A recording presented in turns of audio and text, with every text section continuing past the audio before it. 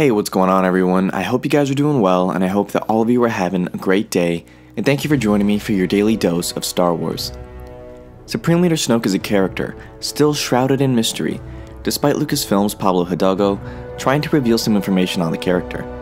I have a video about that on the channel, but there's still comments about that, telling us that this wasn't even much information on the character, which was surprising to a lot since Pablo is usually pretty good at explaining things and giving us this type of information. With this being the case, I thought it would be appropriate to make a video, an in-depth video on Snoke shall I say, about the origins of him, of what we know, and telling you everything we know about the character. So let's jump into it. Snoke was a Force-sensitive individual who ruled the First Order. He was born at least 19 years before the Battle of Yavin, and Snoke is clearly a skilled dark side user, who was the master of Kylo Ren and at least one other, still unknown, apprentice. Snoke was the leader of the Attendants, which is composed of mute aliens and navigators who are from the Unknown Regions as well. The Unknown Regions is where Snoke is from, and while I realized that we wanted a more specific location than that, this is, in Star Wars, technically a specific location at the moment. They are called the Unknown Regions because they are located west of the Outer Rim and they haven't been explored or charted yet, but I'm sure at some point in film we will get this answered and we will get a map of the Unknown Regions. Perhaps with this coming in a prequel film about Snoke's life.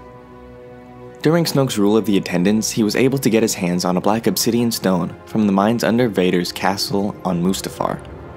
He wore this stone on his ring, which was engraved with the glyphs by the four stages of Dwardi, who were figures of philosophy during the days of the Galactic Republic.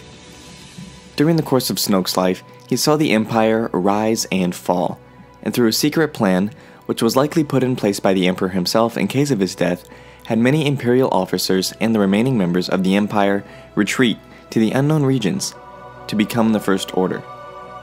During the flee to the Unknown Regions, some of the Imperial officers perished, as they were in uncharted territory and were unsure of what to do.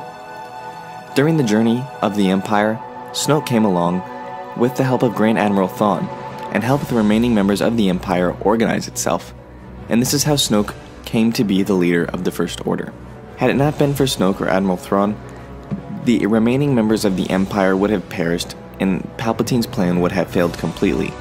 But with Snoke's help they were able to remain, and this is why Snoke was able to become the leader. Along with his influence and vast hidden knowledge of the Force, he was able to turn Ben Solo against Luke Skywalker and have him destroy his next generation Jedi and become Kylo Ren, leaving Skywalker's chances of rebuilding the Jedi Order in ruins, causing him to go into exile. 34 years after the Battle of Yavin, the First Order attempted to steal a map and hunt down Luke Skywalker's location in order to destroy the Jedi once and for all, and along with it, hope that drove the Resistance. During this, Snoke ordered the destruction of the Hosnian system, which rid the galaxy of the remaining members of the New Republic. The Resistance, however, were able to destroy Starkiller Base before Snoke was able to wipe them out as well. Snoke had Kylo Ren kill Han Solo as a test of loyalty and to see if he was fully able to emerge himself in the dark side of the Force. Kylo Ren then took matters into his own hands and attempted to eliminate Rey and Finn. He ended up being bested by Rey and was ordered to appear before Snoke after Hux had rescued him before the destruction of Starkiller Base in order to complete his training. The destruction of Starkiller Base indicated that the war had begun, so Supreme Leader Snoke ordered his army to snuff out the Resistance fleet and eliminate them once and for all. Snoke then bridged the minds of Kylo Ren and Rey, knowing that young Rey would appear to try and save Kylo Ren, only to appear before him on the Supremacy. Snoke had sentenced Rey to death, fully confident that it was time for Kylo Ren to complete his training. But his underestimation of Ben Solo, as Rey had said, had been his downfall, as Ren killed the Supreme Leader, which ended his life and his reign as the First Order. With the Snoke's last words being, "You think you can turn him? Pathetic child. I cannot be betrayed. I cannot be beaten. I see his mind. I see his every intent. Yes, I see him turning the lightsaber to strike true. And now, foolish child, he ignites it and kills his true enemy." That wraps things up for me here in this video. I hope this gave you guys a better idea of Snoke's origins and what we know about him before we met him. Obviously, there's still a lot we'd like to know about the Unknown Region specifically, but this is going to give you guys a better look at what that was like for Snoke's lifespan. So if you enjoyed the video, please give it a thumbs up and subscribe to the channel for more videos like this one. If you want to become a daily coffee drinker, hit that bell down there to receive a notification as soon as a new video goes live on your iOS or Android device.